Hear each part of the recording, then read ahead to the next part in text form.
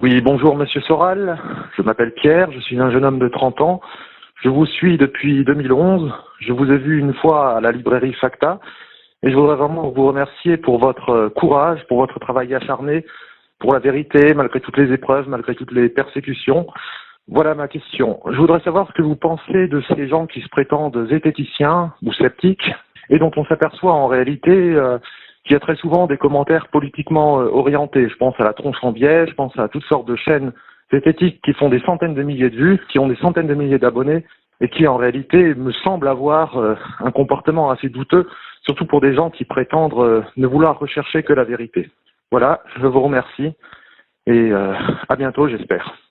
Oui, pour pas tomber dans la polémique, je pense que ce qu'il faut déjà comprendre, c'est que derrière les zététiciens, il y a l'idée en fait de ce qu'on appelle le scientisme, c'est-à-dire la prétention d'appliquer, on va dire, aux sciences humaines, c'est-à-dire à l'idéologie, à la politique et même au-delà à la métaphysique, les critères de scientificité des sciences dures, c'est-à-dire des sciences mathématico-physiques.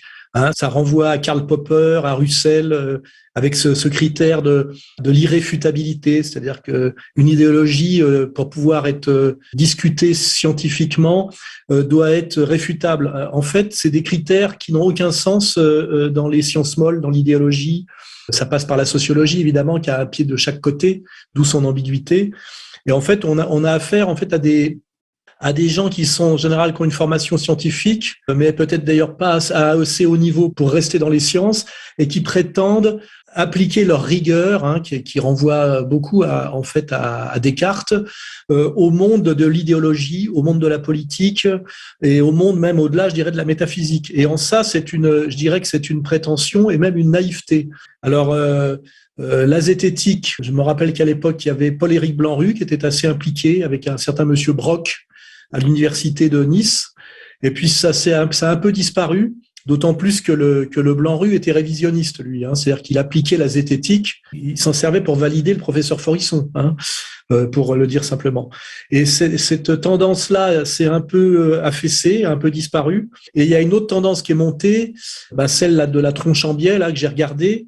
Alors eux, ils sont ouvertement, ils prétendent à la scientificité pour être ouvertement anticomplotistes. Donc on sent vraiment que l'idéologie dominante les a infiltrés et qu'ils ont compris le fonds de commerce qu'ils pouvaient avoir et comment on pouvait les laisser exister avec le critère YouTube. Quand des gens sont maintenus sur YouTube alors que soi-disant ils mènent un combat radical quel qu'il soit, c'est toujours louche parce que normalement quand on fait un combat, on mène un combat sérieux, YouTube finit par vous virer. Et puis surtout, si on veut parler plus proche de nous et de moi, ça c'est la tendance Lapierre actuelle qui a eu le cerveau retourné, ce qui est pas très dur parce qu'il a un cerveau assez plat, qui a été retourné par Bricmont. Et Bricmont, c'est exactement ça. C'est un type qui a une formation scientifique et qui prétend, à la suite de Chomsky, puisque c'était déjà ça, Chomsky, qui était un scientifique de la linguistique, qui en fait passait de la linguistique scientifique à la linguistique, on va dire, idéologique. Et on voit que Bricmont s'est lancé à la suite de Chomsky, et aussi pour prétendre être un scientifique au service de l'exactitude idéologique, ce qui ne veut rien dire. Pour moi, c'est de la bouillie. Et la preuve, c'est qu'aujourd'hui, le Bricmont, sous prétexte d'être un scientifique rigoureux, alors qu'en plus il n'a pas de formation en médecine, mais c'est pas grave, il a l'étiquette de scientifique, valide entièrement le narratif Covid jusqu'à la vaccination et se retrouve vent debout contre ce qu'on appelle les complotistes, c'est-à-dire les sceptiques, mais les sceptiques en politique et en idéologie. Et finalement, ces gens qui sont soi-disant des sceptiques scientifiques se retrouvent être les pires combattants contre les sceptiques politiques. Et c'est comme ça qu'il faut, je dirais, comprendre la question qui m'est posée avec un peu de hauteur de vue. C'est-à-dire qu'aujourd'hui, ces sceptiques scientifiques se sont mis au service de l'idéologie dominante et au lieu d'apporter une aide, qui d'ailleurs est ambiguë, aux sceptiques politiques, qui fonctionnent sur d'autres critères, se mettent à les combattre. Et ça donne, en bout de chaîne, l'arrogance et la bêtise intégrale du petit Lapierre qui, venant de la dissidence, se retrouve à valider entièrement les discours de Macron sur le Covid. Voilà. Et tout ça parce que comme tous les gens qui sont assez peu doués pour la philosophie et assez peu doués pour ce domaine de la subtilité qui est le domaine, je dirais, de l'idéologie politique et de la métaphysique, comme ce sont des lourdingues, ils pensent être sérieux et précis et exact en singeant la rigueur scientifique dans un domaine qui est autre. Hein. C'est un peu les gens qui se réclament de Descartes plutôt que de Pascal, je dirais. Hein, si on veut remonter à des origines et à des oppositions binaires assez claires. Hein, ceux qui sont aptes à la pensée dialectique et ceux qui sont dans la pensée mécaniste. Hein. Et c'est ça qu'on peut conclure, c'est que j'ai regardé 2-3 vidéos de ces gens de la tronche en biais.